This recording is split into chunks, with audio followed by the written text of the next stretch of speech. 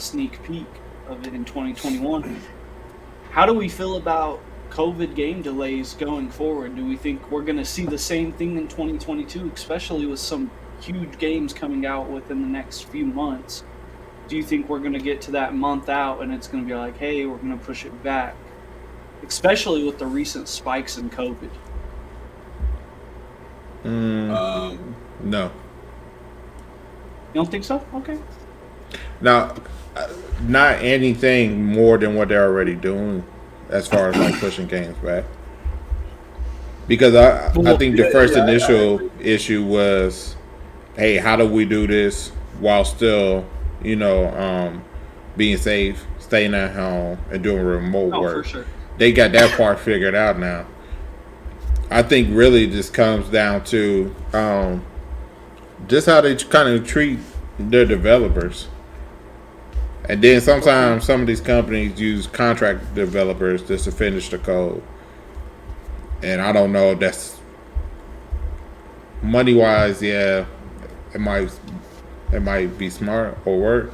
But as far as like actually putting out a quality game, and then you gotta understand, it's also our fault too as a consumer, because for real, because we're putting wants on them. Oh my god, yeah, that are so high in expectations. Yeah, and our demand for a new game is ridiculous. Like, we have no patience anymore, dude. I remember having a Nintendo as a kid, and it would be 2 years. Yeah, it'd be about 2 years before I get another game. So I'm over here stuck playing Mario the entire time before I can get another game. Yeah, and it's completely different now. Oh, so I was reading this article. Okay. It came out like on the 1st of this year. Okay. And it was saying that a lot of gaming companies are trying to move away from AAA studios because of the fact that they feel like AAA studios aren't making games like how they used to, basically, and they're not listening to their employees and developers and stuff like that. So a lot of them are leaving to create their own studios. How do you guys feel about that? Completely agree. I mean, in terms of setbacks, I mean, I think it can have the same effect, because look at Activision and Blizzard. There are countless people that either aren't working because of what's going on, that have left because of what's going on, or that are probably underperforming because of what's going on. That's just one company. So how's that affecting them and their game development? Are we definitely going to get subpar games from them? Absolutely. Are we going to get subpar updates, DLCs, etc. from them? More than likely. But when we're looking at AAA studios, that shit's going to happen. Look at Doc. We talked about it a while ago. Doc started a studio.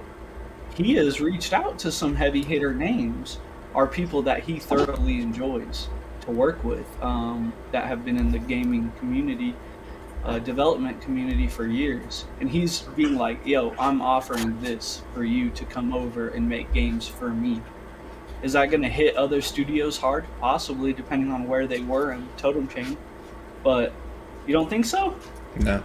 All right, what do you think, TC, from a business owner standpoint? So when you have an established lane like Activision, right? Even though they have a lot of controversy behind them, still an established lane.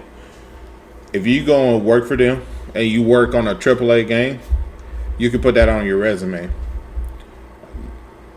It doesn't look, or it doesn't hit as hard as like, oh, I went to go work for Dr. Disrespect at his studio, and this is on my resume. We worked on this game. It's like, oh, okay, cool, great. So no, it just doesn't, and that's just facts. It just doesn't hit the same. You know what I mean? So more and more people are getting into that space and trying to find a way to maneuver. They'll always find people looking to work for them. So I don't No, think it's I going to hit them hard. completely agree. Somebody Completely breaking agree. off and going to start their own studio, it's not going to hit them that hard. But is the experience going to be there? Yeah, absolutely. Yeah, that is Because you got to understand, there is a thing as burnout.